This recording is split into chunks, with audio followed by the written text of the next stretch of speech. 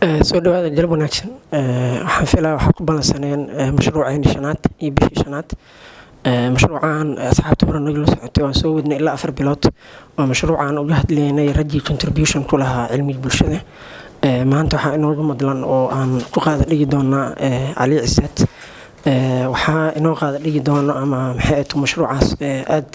inoogu dorfan doono Ustaad Xasan Cabdi Xasan. Ustaad haddaan iska shiin baro waa ustaad master degree ka haysta xiriirka caalamiga iyo daraasiinta Afrika. Wuxuu ka qaatay jaamacadda Taraajiya ee dalka Turkiga. Sidoo kale ustaadku wuxuu diblooma ka diyaariyay looga haddeerna waa macallin oo majaalka waxbarashada ku jira jaamacadaha dalka mid ka mid ah dhiga. Maanta waxaa maxay ahayd ku madlanahay inaan Cali Cisaad ka hadalno. Cali Cisaad aad wuxuu u dhunduleelay islaamka modernity-ga iyo governance-ga. marka ustaadka ku soo dhayn doona inuu aad yani mashruucaas inuu qaada dhiga. Assalaamu calaykum waraxmatullaahi wabarakaatuh. Bismillaahi raxmaani raxiim. Alxamdulillaah wassalaatu wassalaamu calaa rasuulillah bacd. Calaykum salaam. Akhyaarta sharafta leh, maanta waxaan halkan u joognaa inaan wada gorfayno mashruucii aqooneed iyo aragtiyihii aqoonyahankii muslimka ahaa Cali Cisaad Begovic ninka la yiraahdo oo Bosniyaanka ahaa. guud ahaan markaan soo wadnay waxaan soo wadnay dadka oo aqoonyahanada cilmiga bulshada caanka ku ah oo waxyaabaha fara badan ku soo biiriyay aragtiyahoodii iyo aqoontoodii inaan maxaa la yiraahdaa idin la wadaagno. aniga waxaan u malaynayaa 2 session oo hore 2 muxaadaro hore inaan ka qayb galay haddaanan qaldanayn. marka waxaan isdhahanay isbuucyadan armay fiican tahay in dhinaca oo qiblada u jeesateen dadkii muslimka ah iyagana contribution ka lahaa ama si u fiirisiin. marka way badan yihiin dadka oo aqoonyahanada islaamka ah oo culumta bulshada aragtiyo badan iyo maxaa la yiraahdaa shaqeen contribution badan ku lahaa. sababta aan u dooranay Cali Cisaad Begovic waxay tahay waa nin Bosnian ah. Bosnia waxa waay dawlad bariga Yurub dawladaha ka tirsan Balkans meesha la yiraahdo gobolka Balkans la yiraahdo ka tirsan dawlad cumrigeeda iyo maxaa la yiraahdaa sheegeen jiritaankeedu uu aad u yar yahay sida dawladeeni oo kale. dawlad kala qaybsanaan dagaalo sokeeye khilaafaad fara badan maxaa la yiraahdaa sheegeen soo martay. marka waxaan isdhahay sheegeen Cali Cisaad Begovic khibradaas uu leeyahay markuu wax ka qoro oo bulshadiisii maxaa la yiraahdaa uu wax u qoro qof muslim ahna uu yahay bulshada Soomaaliyeedna 1 iyo 2 10 way ka dhigan karaan Cali Cisaad Begovic. guud ahaan isaga haddaan taariikhdiisa fiirino waxa uu ku dhashay magaalo la yiraahdo Bosnaski oo Bosnia ka tirsan 1925 markii laga soo noqonayo dagaalkii koobaad ee adduunka. qoys middle class ah oo dhaqaalahoodu meel dhaxaad yahay uu ka dhashay. wuxuu dhintay 2003 wuxuu ku dhintay Sarajevo caasimadda dalka Bosnia. marka meeshu isagu uu ku dhashay gobolka waxaa la yiraahdaa Islav la yiraahdo gobolkaas waxa uu ka mid yahay sheegeen meelihii dawladihii islaamka boqortooyadii Cusmaaniyiinta gaar ahaan ay xukumaysay yani wax 500 sano ku dhow. saas markaan leenahay waxaan ula jeednaa Cali Cisaad Begovic waxa uu ka dhalanayaa qoys iyo bulsho 100 sano muslim ahayd yani si kasta ay Yurub ugu jiraan leh maxaa la yiraahdaa sheegeen khalfi ama background islaam oo muddadiisu dheer yahay. waxbarashadiisa markaan ka hadalno waxa uu sharciga ka dhigtay ama qaanuunka jaamacadda Sarajevo. isaga marka inuu jaamacad dhigtay kaliya ma ahan yani booska uu bulshada kaga jiro waxyaabaha oo oo aadka u xoojinaya waxaa ka mid ah hormuudnimadiisii, siyaasadiisii iyo aragtiyihiisii iyo buwaagtii maxaa la yiraahdaa qiimaha badnaa ee uu maxaa la yiraahdaa sheegeen qoray. kaliya marka kuma koobna nin oo aqoonyahan ah ama siyaasi ah, kaliya kuma koobna. waxa uu maxaa la yiraahdaa sheegeen noqday madaxweynaha Bosnia 5 sano muddo ah. marka waxyaabihii ugu waaweynaa markaan mashruuciisa aqooneed ka hadlayno waxaan fiirinaynaa suu u fakarayay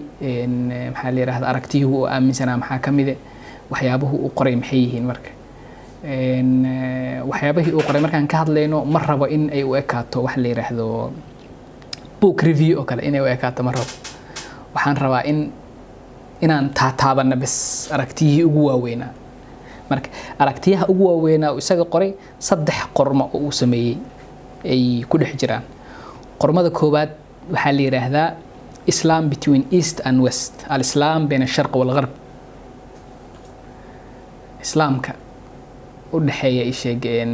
bariga iyo galbeedka. waa fiirin doonaa wixii ku jiray. waxaa kaloo ka mid ah qoraaladii ugu muhiimsanaa uu lahaa Islamic Declaration, al-I'lan al-Islami. waxaa kaloo ka mid ah waxyaabihii uu qoray maxaa la yiraahdaa magacyo far badan la siiyaa. waxa la yiraahdo inescapable questions, yani adigu kan u dambeeyo oo kale wuxuu ka dhigan yahay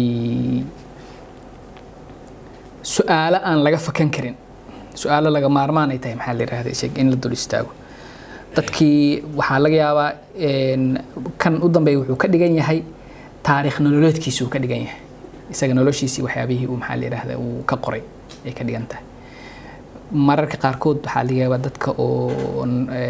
versionska ama noocyada carabiga ah oo kale inaa maqasheedana laga yaabaa maxaa la yiraahdaa sheegan hurubi ila al-hurriya oo kale, saas iyadoo loo dhigay inaad u maqasheena laga yaabaa. marka saddexdan camal ama saddexdan wax soo saar ugu waaweyn waxyaabihii uu maxaa la yiraahdaa soo saaray. waxyaabo kale oo yaryar maxaa la yiraahdaa sheegeen way jiraan. marka waxaan rabnaa saddexdan maxaa ugu muhiimsanaa oo 10 ah oo ku jira oo aan maxaa la yiraahdaa ka baran karna. aan ka bilaawno siday u kala fudud yihiin. Islamic Declaration, al-I'lan al-Islami, bayaanka islaamiga ah. qoraal aad u dheer ma aha, qoraal kooban waaye oo uu adiga 70meeyadii bartamihii 70meeyadii soo bilowday oo uu u qoray maxaa la yiraahdaa gaar ahaan ummadda muslimka guud ahaan iyo gaar ahaan dadka oo ka dhashay oo Bosniyaanka ah. yani bayaanka islaamiga inta ugu badan wuxuu rabay inuu ku muujiyo aragtiyihiisa ku aadan islaamka iyo wax la yiraahdo sheegeen modernization, taxadur, casriyeynta. wuxuu isku dayayay Cali Ciise Bukovic markuu I'lan Islami qorayay inuu dhexdhexaadin u sameeyo, inuu ogaado waxyaabaha ay ka wada shaqeyn karaan, inuu wada hadal u furo horumarka reer galbeedka uu sameeyay iyo waxa la yiraahdo dhaqanka islaamka, Islamic tradition. dhaqanka islaamka markaan leenahay waxaan ka hadlaynaa sheegeen kaliya kama hadlayno islaamka quraanka oo kale kama hadlayno. waxaan ka hadlaynaa quraanka, xadiiska, wixii ka dambeeyay, yani muslim dadka ah waxyaabaha aqoonsigooda waxyaabaha sameynaayo. wuxuu rabaa marka muslimku sida uu u fakarayo, dhaqanku uu leeyahay, waxyaabo aaminsan, waxyaabo uu xeerinaayo iyo horumarka reer galbeedka uu sameynaayo si ma la isku qaban karaa, ma la isla wadi karaa buu rabaa inuu maxaa la yiraahdaa sheegeen ka sheekeeyo. fariimaha ugu waaweyn oo ku jiray maxaa la yiraahdaa bayaanka islaamiga waxaa ka mid ahaa inuu ku dhawaaqay in loo baahan yahay Islamic renewal, dib u cusboonaysiin in lagu sameeyo sheegeen islaamka sida wada taqaaniin oo dhaqanka islaamkana ka mid ah. markastoo sheegeen muddo ay ka soo wareegato ummadda muslimka ah waxaa ka soo baxayay dad aqoon-yahano ah oo maxaa la yiraahdaa sheegeen cilmigii fiqiga maxaa la yiraahdaa sheegeen iyo diinta fahamkeeda, shuruucdii wixii oo dhan inta dib ugu noqdaan aragtiyo cusub kusoo biiriya tafsiiraad cusub keenaya markaasa waxa qofka noocaas oo kale waxa la dhihi jiray mujaddid way qofkan qofkii diinta cusboonaysiiyay way la dhihi jiray sababtan waxay tahay nolosha bani aadanka waxa lagu yaqaanaa in maalinba maalinta ka dambaysa in isbedel uu dhacayo diinta islaamkana waxaan aaminsanahay inay tahay maxaa la yiraahdaa diin lagu dhaqi karo adduunka iyo dadka mar walbo la joogo iyo meel walbo la joogo diin saalix u ah diin ku habboon in lagu dhaqi karo marka waxaa laga yaabaa ninkii noolaa qarnigii 7 markii nabiga iyo asxaabada ay noolaayeen iyo qofka nool qarniga 21aad meeqa sana u dhaxaysa wax badan yani isku si noloshoodii ma aha caqabadaha soo wajahaya isku mid ma aha duruufooda isku mid ma aha sadarteed in la cusboonaysiyo marka isaga wuxuu aaminsanaa in xilligan casriga ah ee hadda la joogo in loo baahan yahay in maxaa la yiraahdaa diinta cusboonaysiin in lagu sameeyo marka waxaan fiirin doonaa waxyaabaha ugu muhiimsan markuu mafaahiimtan ka hadlay waxa uu la jeedo kow wuxuu ka hadlay waxa la yiraahdo Islamic renewal tii hadda aan ka sheekeynayn marka uu Ali Izzat Begovic uu ka hadlayo in diinta la cusboonaysiiyo waxyaabaha isaga aasaaska ah waxa ka mid ah kow ma jiri karto casriyeyn ama horumarin ama cusboonaysiin diinta lagu sameyn karo taas oo aan saldhigeedu ama xididadeedu ahayn quraanka by extension maxaa la yiraahdaa sheega sunnada waa lagu sii darayaa sabta sunnada wax gooni ah ma aha sunnada waxa waaye commentary waay macnaha faaladii laga bixiyay quraanka iyo diinta waay sharaxaadii diinta waay marka wuxuu leeyahay hadii la rabo in horay loo socdo oo wax la cusboonaysiyo shartiga koowaad waxay tahay cusboonaysiin kastoo la sameeynayo inay saldhigeeda inuu yahay inuu quraanka yahay waxa sidoo kale Ali aaminsan yahay marka uu ka hadlaayo waxa jiru leeyahay ummadda islaamka marka fiirisid inxiraaf akhlaaqi jira moral decay waxa dhaxaloobay waxa halaabay akhlaaqdii iyo qiimtii ummadda halawday ummadda islaamka gaar ahaan way halawday saadarteed taas waxay horseeday marka in dadku ay ku dhex jiraan waxa uu isaga dhahay sheegay humiliating stagnation rukuud ay dhahan dadka Carabiga wax ku fasira yani fadhiidnimo oo maxaa la yiraahdaa aad looga xishoonayo in lagu dhex jiro fadhiidnimo qaab daran oo maxaa la yiraahdaa sheegay marka fiirsid sumcadda islaamka wax badan u dhimaysa in lagu jiro taasna in maxaa la yiraahdaa sheegay wax laga qabto waa amisan yahay sidoo kale wuxuu leeyahay xilligan casriga ee la joogo waxaa jirta caqabad islaamka iyo ummadda muslimka ay haysato ah mabaadi'dii islaamka islamic principles waxa la yiraahdo mabaadi'da islaamka oo akhlaaqda maamulka maxaa la yiraahdaa sheegeen wada noolaanshaha iyo wax la xiriira ku saabsanaa iyo dabeecadda ummadda muslimka hadda nool wax iswaafaqsan maaha si kale hadaan u dhigo islaamka waxa uu sheegayo iyo qofka muslimka ah marka aragtid sida uu yahay ha isma lahan dadka qaarkood waxay dhahayaan tusaalahan wadamada Scandinavian-ka oo kale marka dhaqamada qaarkood laga reebo say ballanta u oofinayaan daacad u yihiin qofka daciifka ah ama maxaa la yiraahdaa miskiinka xaqiisa ay u siinayaan marka fiirisid waxa waay maxaa la yiraahdaa sheegeen dhaqamadii islaamka inay qabaan iyagoon muslim ahayn wadamada islaamka marka imaatidna salaadaha iyo soonka iyo maxaa la yiraahdaa in la xijaabto marka laga soo tago tuugnimada beenta maxaa la yiraahdaa musuqmaasuqa dilka boobka maxaa la waxa soo dhan marka fiirisid waxyaabihii islaamka aanan boosba ku lahayn waxa arkaysa in magacii islaamka uu jiro iyadoo maxaa la yiraahdaa sheegeen dhaqanka islaamkana uu meesha ka maqan yahay marka wuxuu sheegay in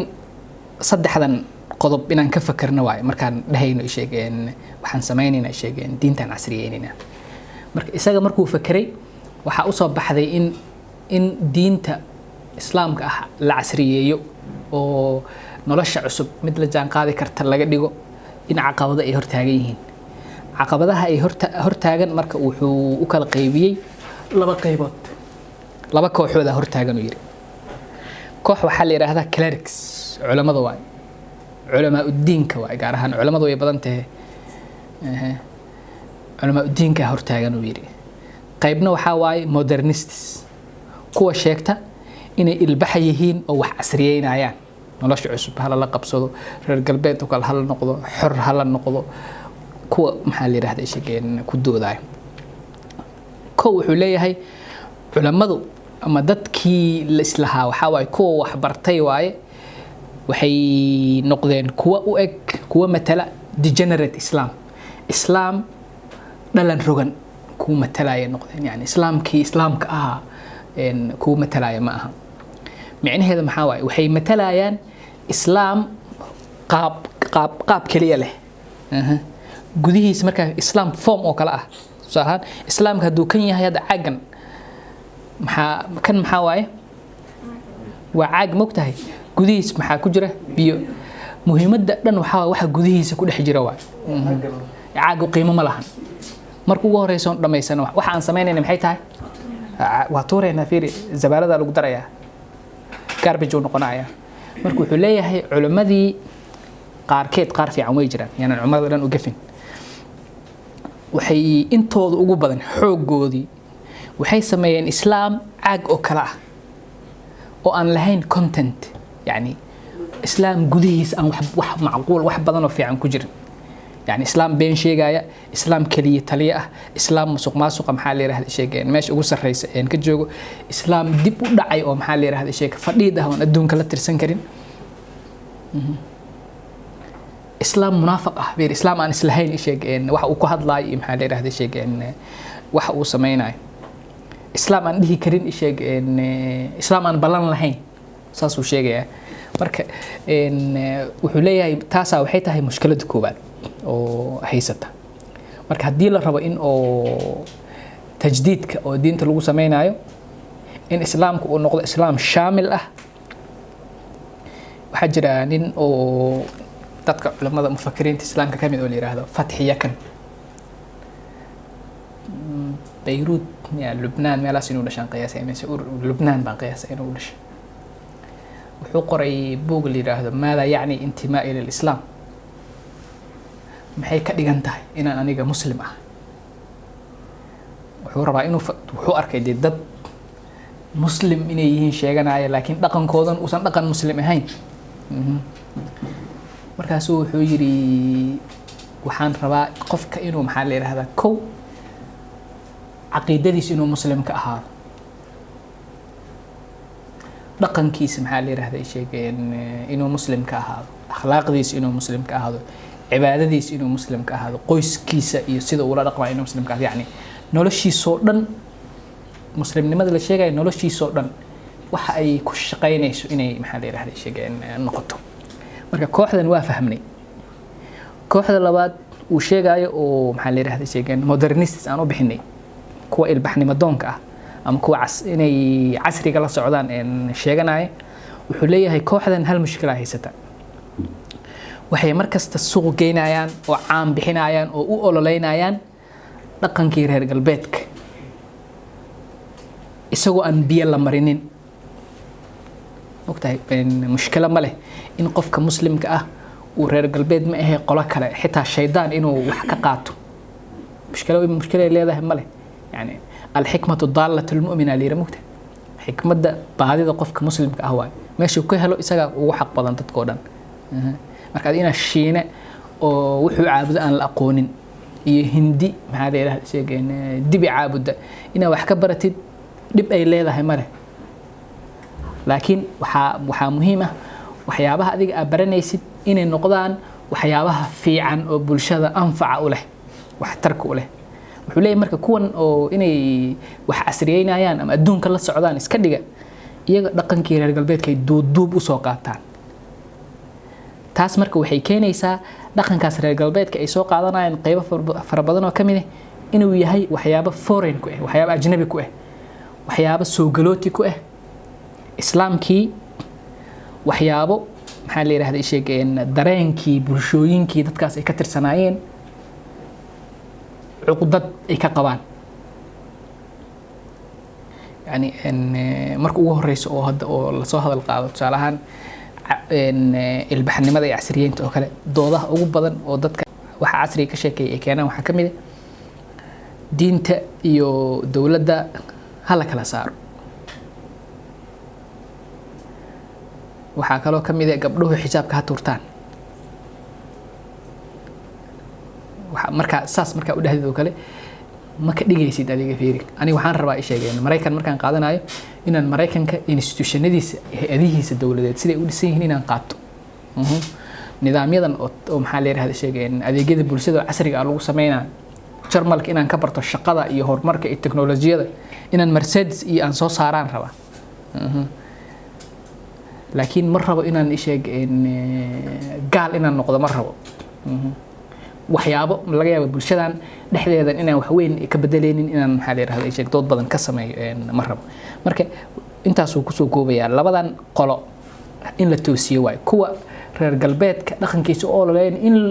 lagu dhiirigeliyo waxa fiican oo bulshada anfaca u leh meel kasto iyo umad kasto haysata waxay rabtaa aaminsanaatay ha laga soo qaato kuwan diintii maxaa la yiraahdaa sheegeen form kaliya ku soo koobay oo jawhartii diinta maqaasideedii waa inay dhaqanka ilaaliso inay maxaa la yiraahdaa sheegeen qofka ilaaliso maalka dadka inay ilaaliso wixii oo dhan iska ilaaway ninka marka oo maxaa la yiraahdaa sheegeen ninka maqaayada ka shaqeeya hada maqaayadaha oo yaana maqaayadaha dhihin bangiyada aan dhaho bangiyada Soomaaliya ku yaala xilliga salaada marka la joogo hal bangiyo furan ma leh wal xiraa haddana albaab la isugu dhufan xataa waxay ku dhahayn salaadan aad ma qabsanaysid tusaalahan marka shaqada la bilaabana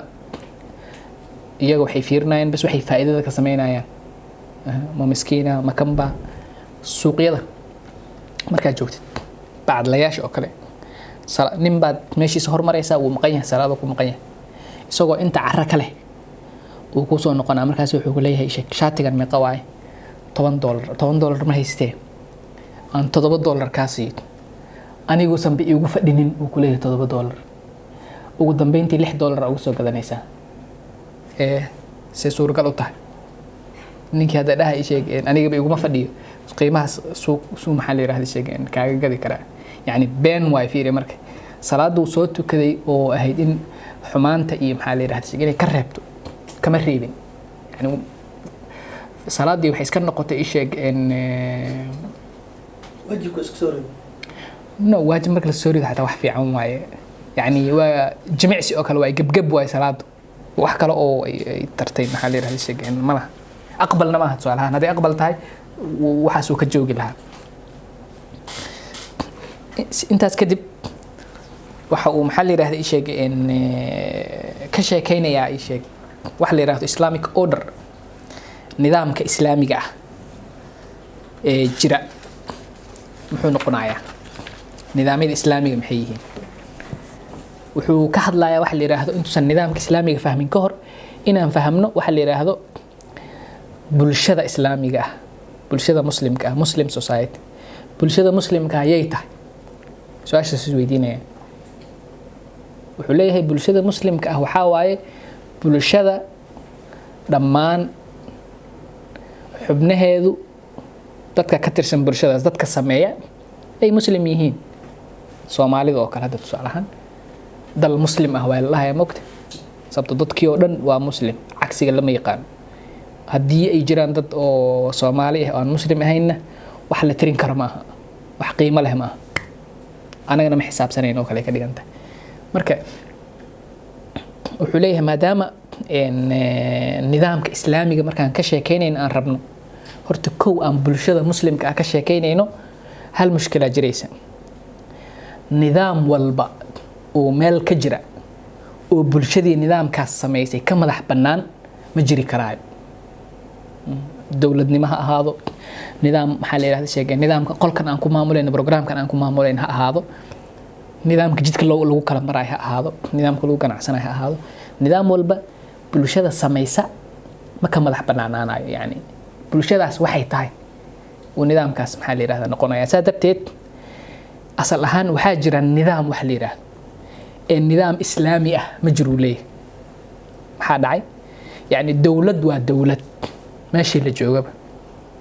qofka muslimka ah dowladdiisa waxay noqonaysaa dowlad aasaaskeedii iyo mabaadi'deedu ay tahay inay u adeegto dad muslim ah waxaas inay xeerisaan laga yaabaa laakiin dowladdu per se yani dowladda laftigeeda yani dowlad muslim iyo gaal waxba ma noqoto iyada hadda telefoonkan wax ma noqon karayaa isheeg muslim iyo gaal telefoonku waa telefoon haddaad qaawanaan iyo waxyaabo kale ku fiirsatidna wax xunaa ku samaysay haddaad qur-aan ku akhrisatidna wax fiicanaa ku samaysay marka isaga wuxuu markuu islamic order ka hadlay wuxuu islamic orderkuna waa saas oo kale nidaamyadana waa saas oo kale yani nidaam keligiisa muslim iska noqonaya ma jiro dadka samaynaya buu maxaa la yidhahda sheegaya nidaamkaas ku xiran waxaa jiraya waxa la yidhaahdo marka bulshooyinka muslimka la dhex joogo non islamic institutions hay-ado aan islaami ahayn dadka siday u sheegayaan tusaale ahaan hay-adaha aan islaamiga ahayn oo bulshooyinka ka dhex jira maxaa ka mid ah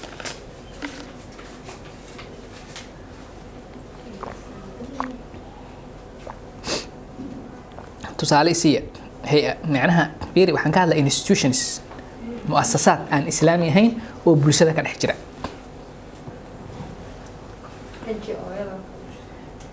saas inaan aad u sii yareeyo marka macnaha muasasaad markaan leeyahay waxaan ka hadlaa muasasaadka bulshadaan ka hadlaa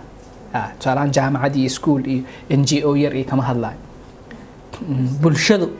muasasaadka ay maxaa la yidhahdaa isku maamusho waxaa ka mid ah dowlad ka mid ah maha muasasaad baarlamaan oo kale ka mid ah xukuumad iyo waxaasaa ka mid ah waxaan rabaa levelkaas kore inaan maxaa la yidhahdaa sheegeen ka fiiriyo baarlamaan oo kale markaa dhahdid maxay ka dhigan tahay bulshada koox ay soo dooratay oo maxaa la yidhahdaa sheegeen xeerarka wadanka ka jira iyo waxaas fulinayo saas ma aho sorry sharciyada dejinayo saasaan rabaa inaan dhaho marka islaamku wuxuu sheegayaa in sharciyadoo dhan xagga ilaahay in laga keenayo see ku soconaya marka in wadan muslim ah oo Soomaaliya bulsho muslim ah oo Soomaaliya oo 100% muslim aan nahay dhahaye in dhexdooda laga helo hay-ad sida baarlamaan oo kale ah oo dhehaysa sharcigii dhan aan dejinayna annaga okay sharciga see u dejinaysiin sharciga waxaan u dejinaynaa process dheer jir oo siyaasadda ay soo marto marka sharci dejinayo in codsi yimaado guddi loo saaro maxaa la yiraahdaa concept paper in la diyaariyo concept paperkaas in guddi loo saaro guddigii inay sharci ka soo dhigaan sharciga marka uu yahay qabyo qoraal baa la yiraahdaa bill in loo gudbiyo isheeg baarlamaankii guddiyadii ku howlaha la dood la geliyo akhrinta koowaad labaad saddexaad la marsiyo marka ugu dambeeyo sharcigaana la ansixiyay macnaheedu maxaa waay ansixinta maxay ka dhigan tahay waa la isku waafaqay yaa isku waafaqaayo xubnaha baarlamaanka maho iyagaa waxay qaateen bay sheeg shaqadii ilaah loogu talagalay oo ah oo quraanka iyo xadiiska iyo waxa dhan ay soo degeen maxaa la sameeynaya marka wuxuu leeyahay si waxa looga fakaraa marka bulshada muslimka ah la dhex joogo institutions baa jira oo institution asalkooda laga yaabo iyaga oo noocyo kala ah inay maxaa la yiraahdaa sheegeen dhaqanka muslimka uu ku dhex jiro laakiin institutions reer galbeed laga keenay oo dadku ay u arkayaan inay institution aan islaam ahayn inay yihiin sida dawladda dimuqraadiyadda iyo waxaas iyo waxa la halmaala markii institutionadaas badanaa waxay matalayaan wax ummadan waxay aaminsan tahay iyo dhaqankeedii si uun maxaa la yiraahdaa sheegeen u garab marsan wuxuu leeyahay marka waxaa dhacaysa wadamo fara badan oo wadamadii muslimka ahaa ka mid ah dawladdu inaan ixtiraam loo haynin adeegyada dawladdu inaysan wax weyn qiimo lahayn dawladda in la afgambiyo inay caadi tahay anaga hadda Soomaaliya nahay dawlad madani ah maxaan yeelanay taariikhda horumarka taariikhda casriga aan ka sheegeynaya waa sheeg aadan cabdullahi cusmaan intuu talinay sabab Begovic isaga wuxuu leeyahay maadaama nidaamyadan loo arko inay yihiin nidaamyo gaalo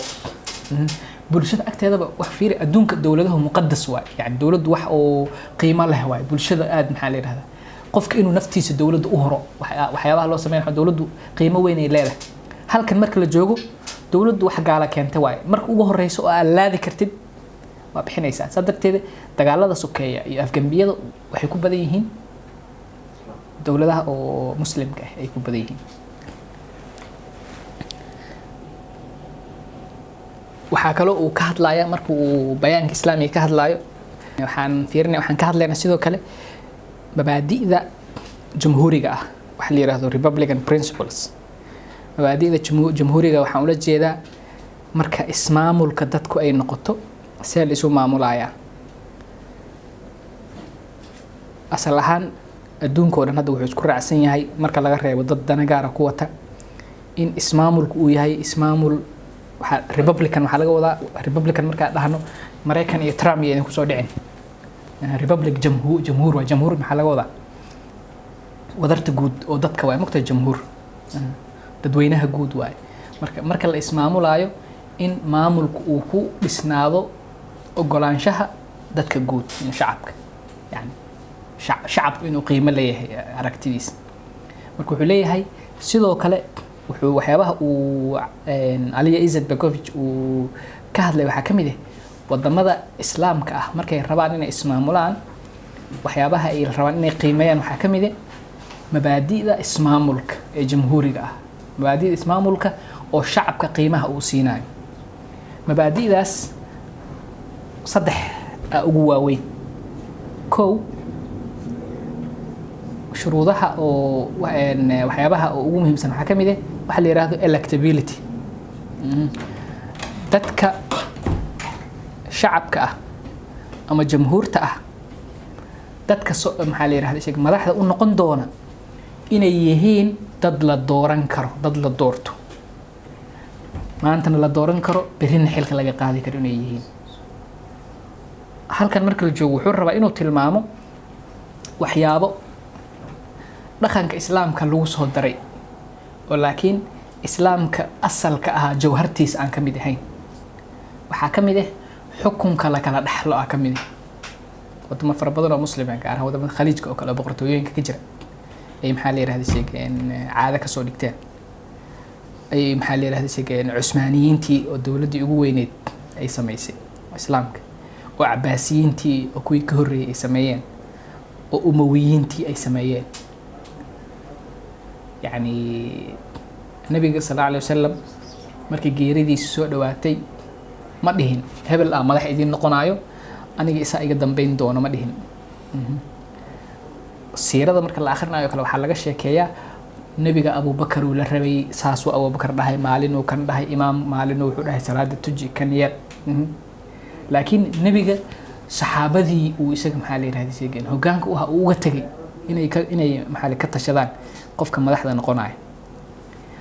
laakiin khulafaa ar-raashidiin markii ay xijaabteen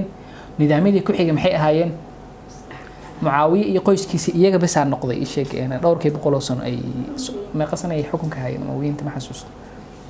Cabbaasiyiinta Cusmaaniyiinta sidoo kale marka wuxuu leeyahay marka laga soo tago hantida islaamku wax kale oo uu dhaxal maxaa la yiraahdaa sheegeen oo xaq qof ugu siinayo ma leh yani ana hanti leh hantiyaan ka tagay hantideedii waxa dhaxlaayo xigtadeeda dhaxlayso ma ho xil hadaan ka tago xilkaygu hanti ma aha ma dhaxlaayaan yani wax la dooranayo uu maxaa la yiraahdaa noqonaya waxa kale oo maxaa la yiraahdaa sheegeen waxyaabaha uu mabaadi'da jamhuuriga kamid ah dadka la maamulayo oo loo talinayo inay awood u leeyihiin in dawladdu ay la xisaabtamaan madaxdu inay suuragal tahay in la xisaabtami karo in su'aalo la weydiin karo kan maxaa u yeeshay عمر هذا كهر إن عمر بن الخطاب رضي الله عنه وحالي در على قيمنا أي مروين كلا قيمنا أي ويا راين isagoo waxaa la arkay laba mar isagoo mar fiican xiran markaas lagu qabsaday maxaa la yiri adeeg waxna cadaalad intee ka tahay markaas uu aniga wiilkayga is yiri nin dheer ahaa tii wiilkayga iyo taydii aniga xaq u lahaa aan isku darsaday in islaameen xaqiisa ay ma galin marka saas oo kale in dadka madaxda ah la weydiin karo waxaas maxaa u yeeshaan waxaas intee ka keentay in maxaa la yiraahdaa dhaqan waxaa jirta wadamada oo reer galbeedka gaar ahaan kuwan aadka u horumaray ka jira ah qofka markuu madax noqonayo markuu is soo sharaxayo waxa la weydiinayaa bank statement wuxuu sheegayaa lacagta bangiga u taala hantida kale oo maguurtada uu leeyahay waxaas oo dhan markuu shaqada ka tagay marka waxa la rabaa in la ogaado tusaalahan ina ii sheegay wuxuu yiri ii sheegeen hebel ma taqaanaa oo aan isku class ka ahayn ha Turkiga uu laba guri ka gatay xamar dhowr guri oo ka gatay reerkiisa hadda wuxuu u raray Dubai guri $4 milyan oo kala ah uu gatay ninkaas waa shaqaale rayde mushaarkiisa $700 waaye يعني ساسان كهدلايا مقتهي عيد سؤال كيني كرتنا مالي marka in la isla xisaabtami karo sidoo kale marka maamul la joogo maamulka inuu aaminsan yahay inay waajibaad saaran yihiin obligations waajibaadkaas laba nooc ay isugu jirayaan kow waajibaad guud oo dawladdan in la maamulo adduunka la matalo la difaaco wixii la xiriira la mid ah waxaa kaloo jirta waajibaad bulsho bulshada dhexdeeda in la kala hago qaybta danyarta in la daryeelo cadaaladda in la ilaaliyo iyo wixii la halmaana marka in la fahamsanaado dawladuhu bulshaduna adeegyo gaar ah iyo maxaa la daryeel inay u qabtaan maamulka guud ee dawladnimadan inay ka shaqeeyaan labadaas inay maxaa la yiraahdaa sheegeen waajib ay ku tahay waa sii boobsiinayna maadaama waqtiga aan kii hore ku dheeraanay intaas kadib waxaan u gudbaynaa wax soo saarkii Ali Izetbegovic ku ugu muhiimsanaa mid kamid ah waxa waay Islam between East and West islaamka u dhaxeeya bariga iyo maxaa la yiraahdaa shay galbeedka halkan marka la joogo East and West gan oo Ali Izetbegovic sheegayo wuxuu ula jeedaa masiixiyada galbeedka markuu ka hadlaayo bariga markuu ka hadlaayo wuxuu ka hadlaa isheeg shuuciyada iyo maxaa la yiraahdaa sheegan waxa la yiraahdo sheegan almaaniyada atheism ama dadka ilaaha aan aaminsanayn diin laawanimada marka buugan waxyaabaha ugu waaweyn oo aragtiyaha ugu waaweyn oo ku jira waxa waaye Begovic wuxuu ka sheekeynayaa abuuritaanka bani aadanka iyo horumarka evolutionka bani aadanka sameeyay markaan taariikhda dadka qof biology dhigtay ku jira science qof dhigta medicine qof dhigtay ku jira qof nursing dhigtay ku jira kulligeena social working okay dadka oo science ka dhigta oo kale markay biology ka hadlayaan bani aadanka taariikhda markay ka sheekeynayaan meelaha iyagu ku sawiran oo aragteen bani aadanka wuxuu ahaa sheegeen homo ergaster oo ahaa neanderthals kuwa la yiraahdaa soo baxay ugu dambeyntii annaga u dambeeyno waxa la yiraahdaa sheegeen homo sapiens ana la yiraahdaa bani aadanka aqliga badan aan nahay Darwin oo kale markuu ka sheekeynayo wuxuu leeyahay evolution badan la soo sameeyay qolfoofyo fara badan la soo qaataa bani aadan foolxun oo sii quruxsanaanay ilaa maxaa la yiraahdaa sheegeen kii ugu dambeeyay looga imaado saas marka u fiirisid taariikhda biology-ga iyo anthropology-ga iyo maxaa la yiraahdaa archaeology-ga ay ina tusinayso waxa waaye bani aadanka inuu sheeg wax dabeecaddu ay sameysay oo kale inuu yahay dabeecadda isbeddelkii ku dhacay darteeda inuu noqday yani annagan hadda aan joogno oo kale hadda inaan nahay perfect man al-insaan al-kaamil ama يعني دهنا الإنسان الكامل الحيوان الكامل عنده إنان نهاي هذا oo quruxsan oo maxaa la yiraahdaa soo hagaagay dadka qaarkood inay jidka kusoo jiraan weli sida la sheego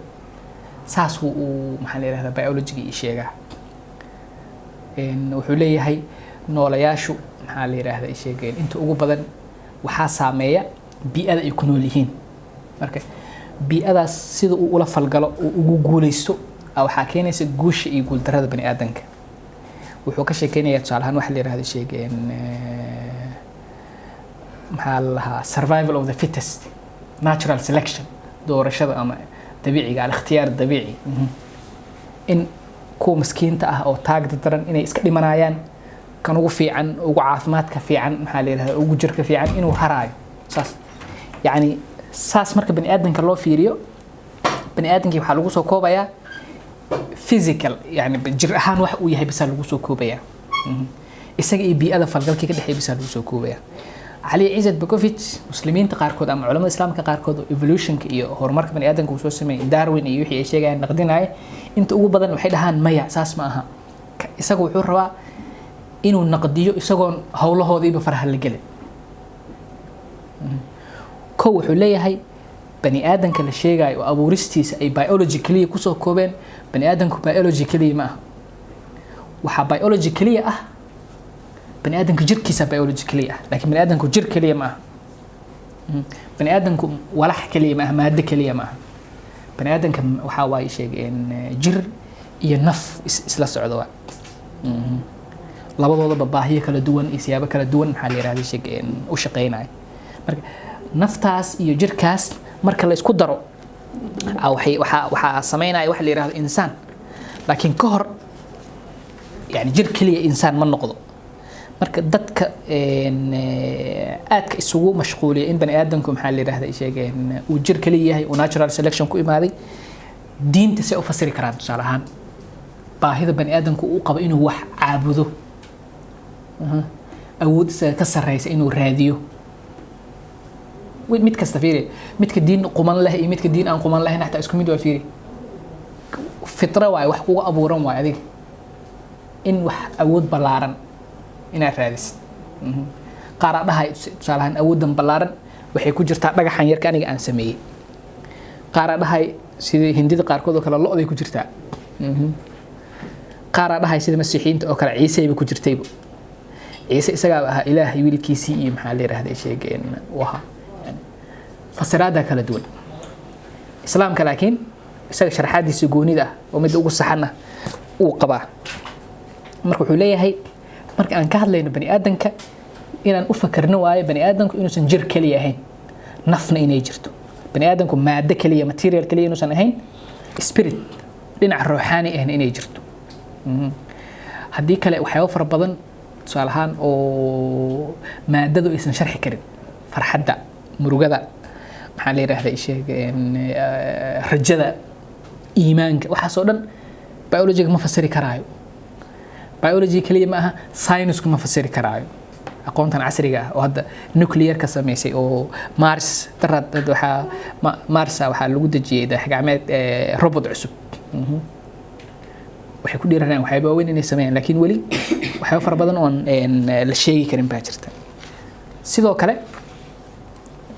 waxa uu buugan kaga hadlaya waxa la yiraahdo culture and civilization dhaqanka iyo ilbaxnimada wuxuu leeyahay badanaa dhaqamadu waxa ay ka imaadaan waxyaabo dadka ay aaminsan yihiin saa darteed waxyaabaha qaarkood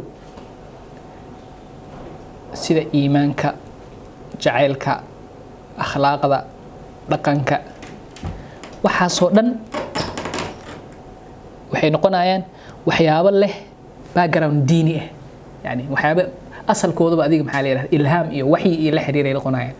wax bani aadamka ku abuuran oo kale noqonayaan ilbaxnimooyinka iyo horumarka oo progresska la sameynayo oo science-ka oo kale isaga waxa badanaa 10 daqiiqo qarsan okay waa maasanta waxay noqonayaan waxyaabo oo aan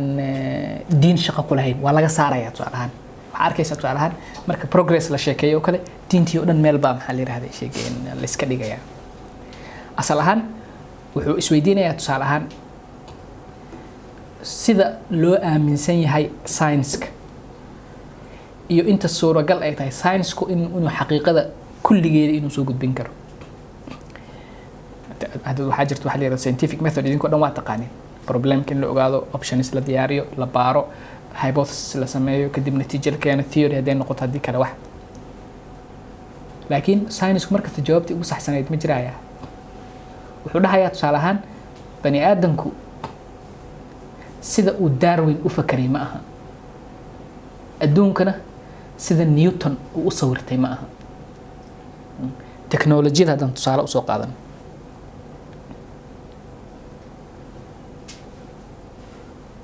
teknolojiyadu wuxuu leeyahay sheegeen teknolojiyadu cilmi ma aha. yani waxaa farqi u dhexeeya wax la yiraahdo science and technology.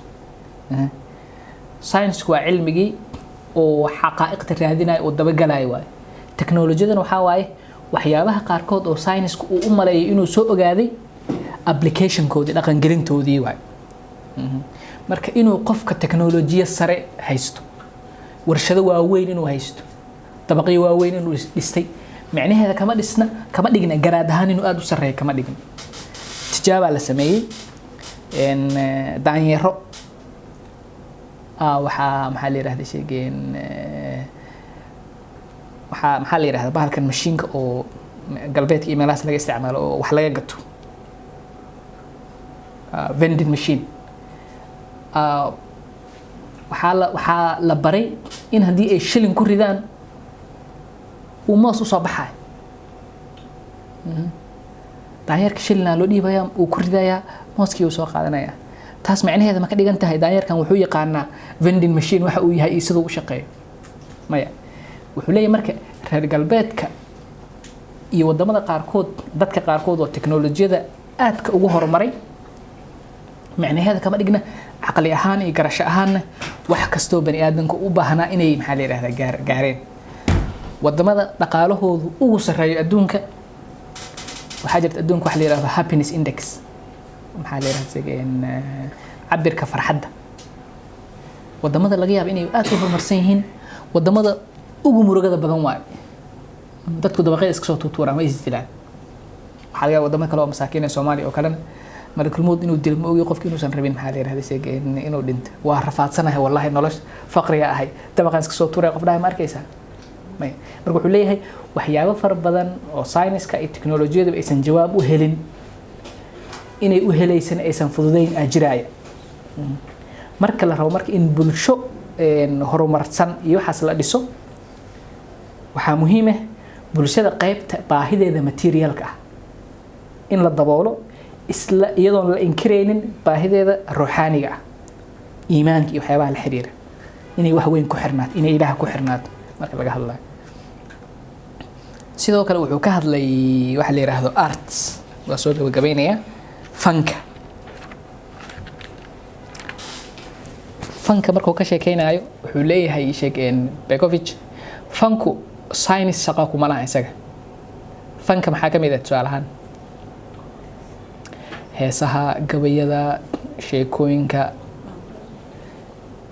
farshaxanka ka mid ahoo. ma taqaanin dad qof ka mid ah farshaxmaystayaasha adduunka ugu khatarsan.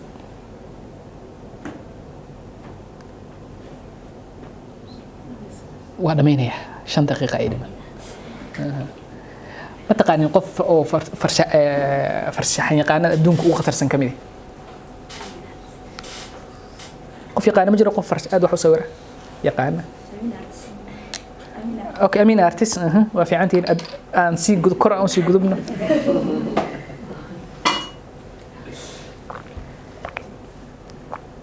okay, Amin artist yaa kale yaa dadku wax sawiro oo khatar ah.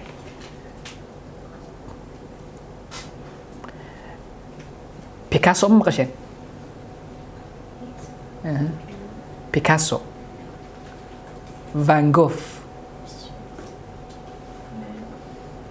okay, sawirada dadka wax sawiro ay waxyaabo ugu khatarsan. su'aal ahaan sheekada Amin artist aan ku wadayna, Amin artist aan naqaan anaga. Amin artist sawirka uu sameeyo iyo mid aan sameeyo maxay kala duwan yihiin?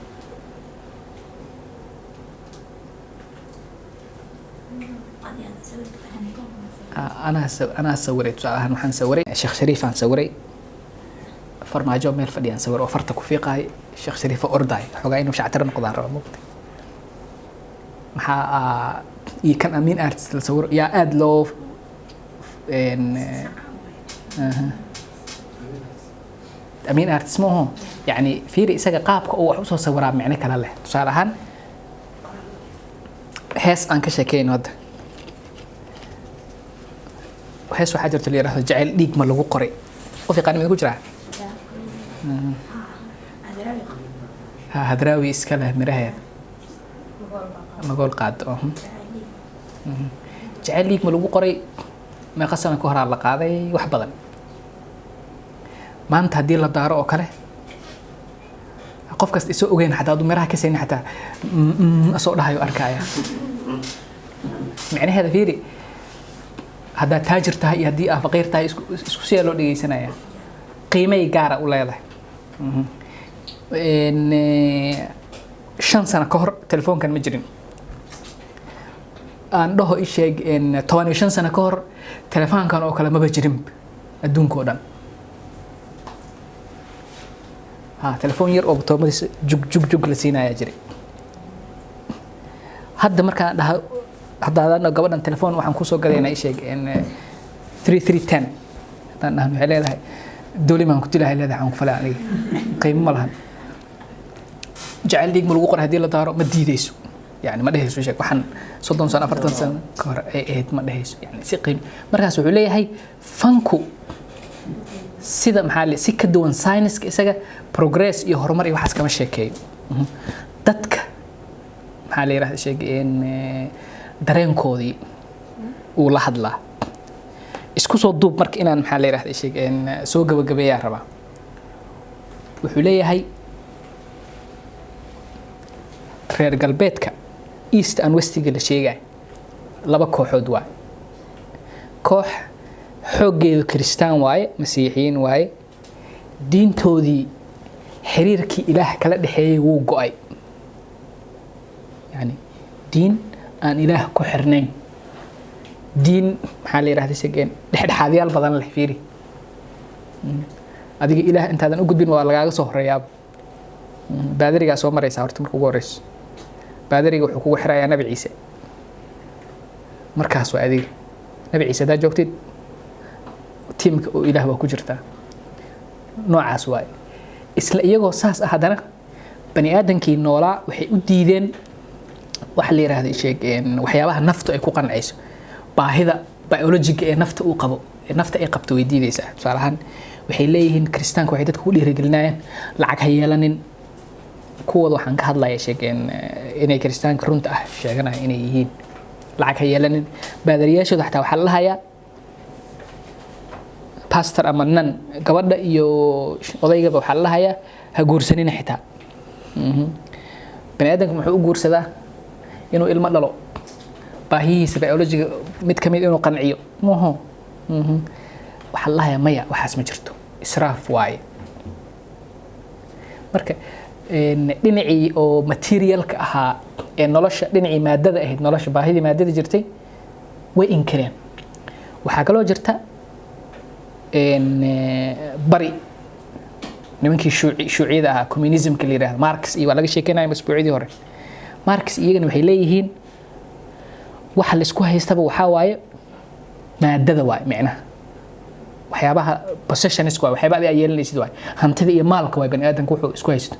adduunka dhan wuxuu u daba gadoomayo waxaas waay iyaga leeyihiin mooho maxaa laga wadaa isha class struggle loolanka ka dhaxeeya isha dabaqadaha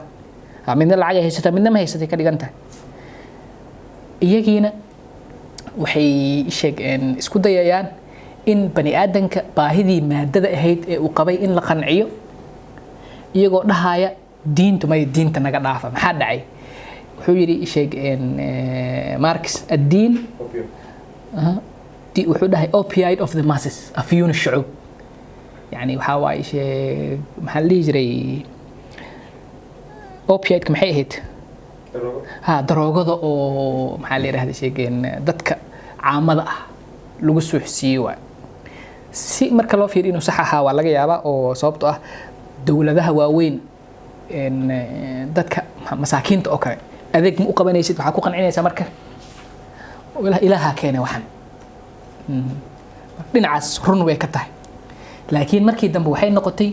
diinta dhinac waxay leedahay spiritual mugtahay oo dadku maxaa la yiraahdaa ruuxaaniyad la ilaaha ku xiraysa qofka duruufaha adag dhaafinaysa baahi ayna biyuhu iyo cuntadu iyo maxaa la yiraahdaa si guriga fiican aysan qancin karin dhinac daboolaysa leedahay diintu iyagu marka diintii oo dhan ay wada tuureen iyagana bariga aan sheegaynana waa kaas waxaa laga yaabaa barigan oo hadda oo shuuciyadu waxaa soo wajahaya galbeedka kiisa capitalistiga isna wuxuu yidhi hanti ha la sameeyo farxadoo dhan hanti ha laga raadiyo sumcadoo dhan hanti ha laga raadiyo madaxnimadoo dhan hanti ha laga raadiyo marka bani aadamka qiimihiisu waxay kusoo koobeen dollar yani bottom line waxa la yiraahdaa jiro xisaabta marka la sameynaayo lambarka ugu dambeeya kuu soo bax waa la hoos xariiqa mogtahay intaas waay waxaa waay sheegeen ninka oo institution weyn oo 500 oo qof ka shaqeysa shaqaalaha 14 ka number 14 oo ka dhigan yahay bas mushaarkiisa intuu qaadanayo ay shaqaalaha fiirinaysaa intuu keenayo marka ugu horeyso shirkadda culays soo wajaho oo la dhaho waxaa la sameynayaa ay sheegeen downsizing waa la yareynaya kharashka la dhimaya waxa leeyahay shaqaalaha 30% aan yareynaynaa sabab kharashka 30% naga yaraanayo ma la dhahay ninkan reer uu leeyahay ii sheeg mushaaraadka hala dhimo laakiin qofna aan la raacdeynin hal waxa muhiim ah profit maadada la sameynaya muhiim marka wuxuu leeyahay islaamku qodobkii ugu dambeeyay waaye wuxuu isaga keenayaa alternative saddexaad islaamka wuxuu leeyahay wax la yiraahdo dualism waxyaabaha islaamka ku jira dhinacna maadada waaye dhinacna maxaa la yiraahdaa spirit ku la hadla yani dhinac biological needs ku taabanaya dhinacna spiritual needs baahiyaha jirka u baahan yahay baahiyaha ruuxda u baahan tahay labadaba diiradda isla soo saaraya marka waxyaabo fara badan oo islaamka tiirarkiisa kamid ah saas oo kala waa ko tiirarka islaamka waxa kamid ah salaada mooho marka la salaadayo maxaa la sameeyaa ko horta la soo weysiistaa mooho weysiisashada inaad biyo soo qaadato waa fiirid marisid gacmahaaga dhaqdid 3 jeer dhaq afka dhaq wajiga dhaq isnadiifin waay isnadiifin jir ahaaneed waay mogtahay qofka iskeeday faa'iido ugu leedahay waxaa kaloo jirta dhinac kale oo labaad oo salaada in la tukado ah iyadu dhinac waxay leedahay ruuxaani ah kama dhigna fiiri inaad maxaa la yiraahdaa saan dhehaysid inaad jimicsanaysid kama dhigna waxay ka dhigan tahay ritual waay adiga ilaah iyo adiga maxaa la yiraahdaa sheegeen xiriir idinka dhexmaraya waa macna waxaad aaminaysaa adduunkan materialka yaala caqabadaha yaala iyo maxaa la yiraahdaa wanaaga yaala wax kaloo ka weyn inay jiraan oo naftu ay iyo dadku ay beegsanayaan marka wuxuu leeyahay intaas in la beegsado waay marka wuxuu leeyahay haddii la rabo bulshooyinku in si oo cadaalad ay wada noolaadaan in la hagaajiyo waay balansiga ka dhexeeya baahida jirka uu qabo iyo baahida nafta ay qabto in la isku balansi gareeyo waay waxaana kaliya balansi gareyn kara labadaas baahi islaamka bisa balansi gareyn kara zakadu soo qaadanaya su'aalahan zakada maxay tahay zakada in qof kasta la bixiyo ma ku tahay qof kasta inuu bixiyo qayb kamid ah hantidiisa 2.5% boqolkiiba 2.5 maxaa loo bixinayaa mogtahay dadka danyarta ah iyo dadka kale waxaa la diidayaa bulshada qaybna inay baaba'aan qaybna inay maxaa la yiraahdaa sheegeen noolaato isku soo duub markii afraad aan isku soo duub dhahay waa inaan duubo markaan waxaan ka baran karnaa sheegeen Ali Izzat Begovic in ko islaamka anaga maanta aaminsanahay inuu cusboonaysiin u baahan yahay si nolosheena ay hor ugu socoto nidaamyada ismaamul islaamka uu leeyahay inay aasaaskoodu yihiin in waajibaadka ay qaataan dadku inay maxaa la yiraahdaa ka talageliyaan nabiga sallallahu alayhi wasallam marka oo laga hadlayo muslimiintu waxa la yiraahdaa amruhum shura baynahum nabiga intay maxaa la yiraahdaa ay sheegeen intuu wax asxaabtii u diray ay diideen oo ku xanaaqay waxaa la yiri sheegeen wali waxaa la yiri sheeg washaawirhum fil amri ya la yiri wali maxaa la yidhahda sheeg howlaha markii la sameynayo hawl walba ka talageli. marka isku soo duuduub bulsho markay rabto in nidaam cusub ay u gudubto iyadoo aan ku dhageynin waxyaabo oo dogmatic ah, waxyaabo form kaliya leh, iyadoo ku dhageynin, iyadoo maxaa la yiraahdaa xididadeedii iyo asaaskeedii ka tagaynin, inay dib isu cusboonaysiiso si mustaqbalka ay ula socon karto. aad iyo aad u mahadsantihiin. waxaan ku faraxsanahay inaan markii saddexaad aan qayb ka noqdo barnaamijka Social Science Forum. programkan iyo programyo kale inaan ku kulmi doono rajeynaya. aad u mahadsantihiin. jazakumullahu khayr.